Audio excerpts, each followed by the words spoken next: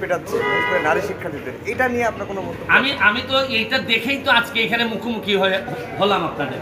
আমি গতকালকে যে পরিস্থিতি দেখলাম, শুনেন, প্রতিটা দল বা সংগঠন সব সময় তো একই আদর্শের উপর সব লোক থাকে না। তারা আদর্শের ব্যত্যয় গোটায় দেখা গেল কেউ কেউ অতিরিক্ত আবেগ দেখাচ্ছে। এটা দেখাইতে গিয়ে তো আলটিমেটলি পুরা দলেরই বদনাম হচ্ছে। বা ধরেন সাধারণ আন্দোলনকারীদের পক্ষে যদি কেউ ছাত্রলীগকে মারে বা অমুককে মারে, তখন তাদেরও বদনাম হচ্ছে। আমার কথা হচ্ছে যে সংঘর্ষের মধ্য দিয়া, সন্ত্রাসের মধ্য দিয়া এগুলাতে কোনো সমাধান আসবে না, বরং আমরা আরও পিছাই যাব। আমরা সামনের দিকে আগাচ্ছি। বঙ্গবন্ধুর সোনার বাংলা বানানোর জন্য আমাদের সবাইকে একটু ধৈর্য ধরতে হবে। আমি শুধু এক মাসের সময়, আপনি বলছেন যে আদালতের সিদ্ধান্ত পর্যন্ত সবাই সব পক্ষকে অপেক্ষা করার জন্য। আমি তো বলছি না যে আপনারা আন্দোলন একেবারে বন্ধ করে দেন। আমি বলছি যে এই এক মাস আপনারা আদালতের সিদ্ধান্ত দেখেন। প্রয়োজনে আমরা প্রাইম মিনিস্টারের কাছে যাই, গিয়ে ওনার সাথে কথা বলি। কারণ উনি তো শুধু প্রাইম মিনিস্টার না, উনি তো বঙ্গবন্ধু কন্যা জননেত্রী শেখ হাসিনা। উনারে বুঝাইয়া বললে, আমি নিজে পার্সোনালি উনার কাছে গিয়ে আমি দেখছি, উনারে বুঝাইয়া বললে এমন কিছু নাই হয় না। আপনি জানেন আমাকে মৃত্যুর হুমকি দিছিল, আমি প্রাইম মিনিস্টারকে গিয়ে বলছিলাম, উনি প্রায় 3 থেকে 4 দিনের মধ্যে বাধ্য করছেন আমাকে যারা হুমকি দিয়েছিল তাদের সবাইকে ধরতে, এবং যারা যারা এগুলোর সাথে ইনভলভ। কারণ আমি জানি যে উনারে বুঝায় বললে কতটুকু বোঝানো যায়। এই জন্য এই অভিজ্ঞতা থেকে একজন এমপি হিসাবে আপনাদের কাছে আমি দাবি জানাচ্ছি, অযথা এই সন্ত্রাসের দিকে গিয়ে, আন্দোলনের দিকে গিয়ে, ভাঙাভাঙির দিকে গিয়ে রক্তাক্ত অবস্থায় আমাদের কোনো সমাধান হয় না। কারণ আমরা এই গত সপ্তাহে আপনারা জানেন 3 ঘন্টা, 3.5 ঘন্টা, 4 ঘন্টা করে জেমে মানুষ বসে আছে।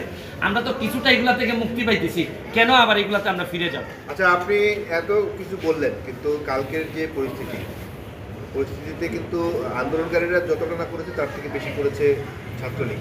সবাই মনে রাখুন, সবাই দেখেছে। তাদের প্রতি আপনার কোনো? আমার বক্তব্য হচ্ছে কি, আমি তো বলছি, যেহেতু আমি ছাত্রলীগের সাবেক নেতা, ছাত্রলীগের তো সবাই তো সব পাবে। আমি বললাম না, অতি আবেগে অনেকে কালকের ঘটনাটা আমাকে কষ্ট দিছে। এই কারণেই তো আমি আজকে এখানে এসে দাঁড়াইলাম। আমার কাছে মনে হয়েছে যে ছাত্রলীগ, কালকে ছাত্রলীগ এবং সাধারণ ছাত্রছাত্রীদের মধ্যে যা হয়েছে তা অত্যন্ত দুঃখজনক, এবং এই দুঃখজনক পরিস্থিতি এড়াইতে হবে যে কোনোভাবে।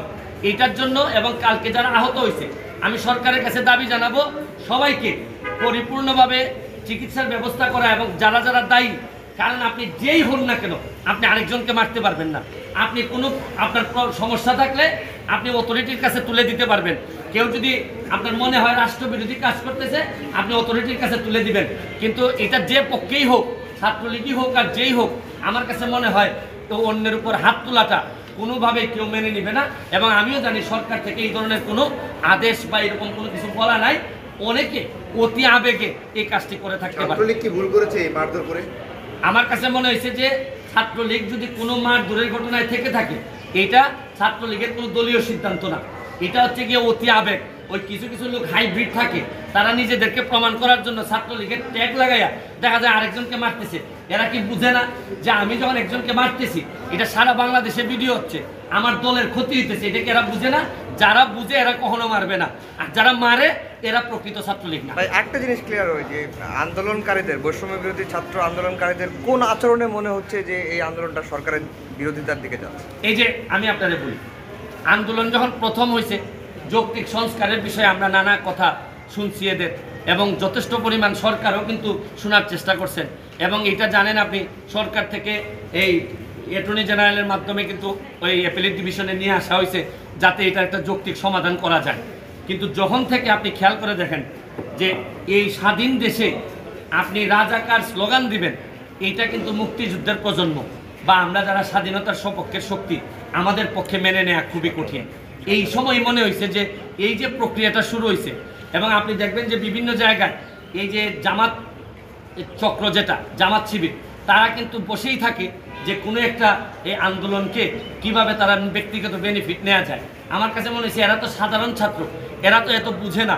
এই যে স্লোগান টোগান দেওয়ার মধ্য দিয়া এরা যেটা অধিকারের আন্দোলনের কথা বলতেছে, এটা অধিকারিত, কিন্তু এইটার সাথেও রাজাকার, এই যে স্লোগান, আপনি এই স্লোগান দেওয়ার পর বাংলাদেশের কোনো এই স্বাধীনতার সপক্ষের কোনো মানুষ এই জায়গায় আর থাকবে না। আচ্ছা, অনেকে বলছে যে আপনি কয়েকদিন অনেকটা আড়ালে ছিলেন, আন্দোলন নিয়ে আপনার কোনো বক্তব্য? আচ্ছা, অনেকে বলছেন যে আমি অনেক আড়ালে ছিলাম বা এরকম বলতে পারেন।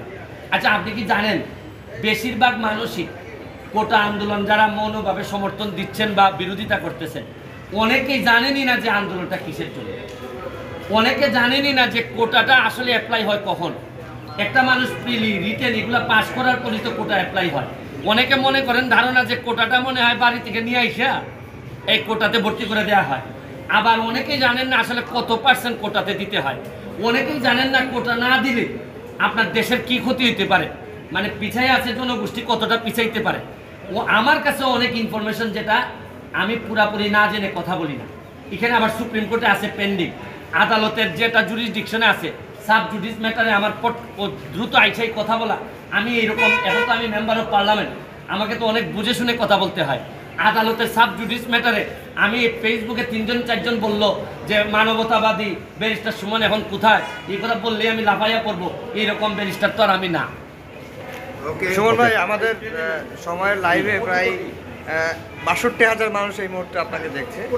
তার মধ্যে অনেকে আপনাকে প্রশ্ন করছেন যে নিজের সুবিধা মতো আপনি কথা বলছেন। যে আমি তো অবশ্যই আমার সুবিধা মতো বলছি, কিন্তু আমার সুবিধা কোনটা? জেমে পড়ে থাকবো, আমি মারামারি দেখবো, আমার খারাপ ভালো লাগবে? আমি কি অমানুষ তো না? আচ্ছা, মানুষ না হয় দামি না, আমি অমানুষ তো না। বাচ্চারা মারামারি করবে, আমার ছাত্রলীগ যে দল আমি করছি, আমার ছাত্রলীগ বদনামে পড়বে, আমি বসে থাকবো? আমার সুবিধা তো এইটাই। মানে শুনেন, যারা আমার সুবিধার কথা বলে তারা আমার সুবিধা ছাড়া মাথায় কিছু আসে না।